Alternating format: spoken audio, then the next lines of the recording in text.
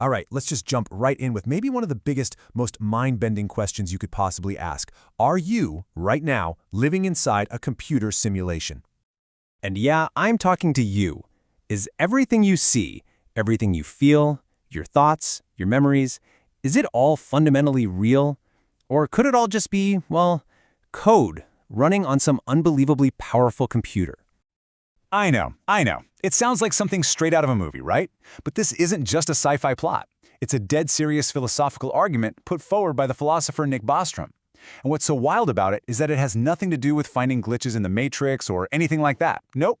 It's all built on pure, cold, hard logic and probability. So let's get into it. First up, a serious sci-fi question. We're going to dig into the core question he posed, and trust me, it's the kind of puzzle that, once you really get it, well, it's pretty hard to shake. And here's the quote that really frames the whole thing. If there were a substantial chance that our civilization will ever get to the posthuman stage and run many ancestor simulations, then how come you are not living in such a simulation? So what he's saying is, look, just imagine for a second that some civilization somewhere in the universe eventually gets powerful enough to create a simulation of their ancestors, a world just like ours. If that's even a possibility, then you have to ask yourself a tough question. Why would you assume you're part of the original reality and not one of the potentially billions of simulated ones? Statistically, what are the odds you're not in a simulation? All right, section 2, the 2 key assumptions. To get this whole argument off the ground, Bostrom only needs us to entertain 2 basic ideas, 2 key assumptions about consciousness and technology. Let's break them down. So the first big idea is called substrate-independence. And it's a pretty wild concept, but the analogy is simple. Think of your mind as software and your brain as hardware. This assumption says that consciousness isn't magical just because it runs on a squishy biological brain. In theory, you could run that same consciousness software on a different kind of hardware, like a super powerful computer, and it would still feel, think, and experience life. It would still be a conscious being. The second assumption is all about raw technological power. Now, stick with me here.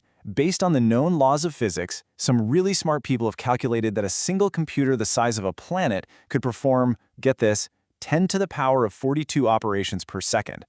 That number is it's astronomical. It's so big our brains can't even really comprehend it.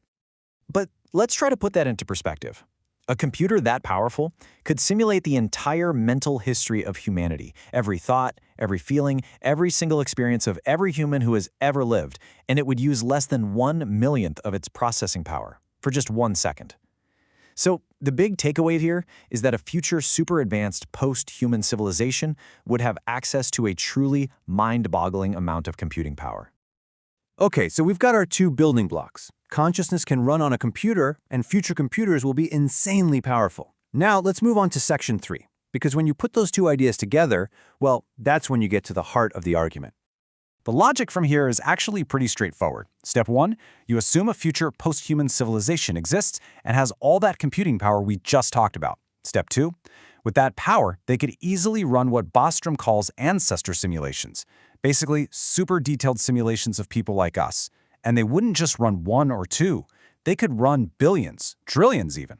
And so, step 3, if they do that, the number of simulated people, the simulated minds, would just completely and utterly swamp the number of original biological people. And this chart really drives the point home. Imagine all the conscious minds that could possibly exist. You've got this one tiny little bar representing the original biological minds. And then you've got this colossal bar representing the simulated minds. For every one real person, there could be billions of simulated ones, all of them thinking and feeling just like we do. So here's the kicker. If you're a consciousness and you're just one person in that entire cosmic pool, where do you place your bet? Are you in that tiny, tiny group of originals, or are you in the gigantic ocean of simulations? And that powerful statistical argument leads us right to section 4, the simulation trilemma. See, this isn't just a fun thought experiment anymore. The logic actually forces us into a corner. It leaves us with only 3 possible ways the universe could be. Just 3. This powerful logic, it leads to an unavoidable conclusion. It's like a 3-pronged fork in the road, and Bostrom calls it the simulation trilemma. The key here is that the logic is so tight, he argues that one of these 3 things has to be true. There's no escaping it. There's no fourth door. So let's lay them out. At least one of these must be true. Option 1, extinction. Humanity just doesn't make it. We wipe ourselves out or something else does, and we never get to that posthuman stage of technological godhood. Option 2, disinterest. We do reach that posthuman stage, but we just don't care about running ancestor simulations. Maybe it's unethical, maybe it's boring, who knows? The point is, they just don't do it. Now, if option 1 is false and option 2 is false, then you're only left with option 3, simulation. We are almost certainly living in a computer simulation. All right, section 5. So what does it mean? This is the big one, right? Let's say we are in a simulation. What then? Should we all just throw our hands up? Does anything even matter anymore? Well, let's take a look at what this would actually mean for our lives.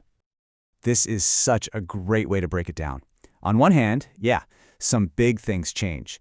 Our whole understanding of what reality is gets turned upside down. The possibility of gods, our simulators, suddenly becomes very real. But on the other hand, look at what stays the same. The laws of physics, as we observe them in our universe, they still apply. You still need to live your life. You still need to make plans for tomorrow. Our best guide for figuring out how our world works is still science and observation. The rules of the game we're in don't change, even if we find out we're playing a game. And Bostrom himself really hammers this point home in his paper.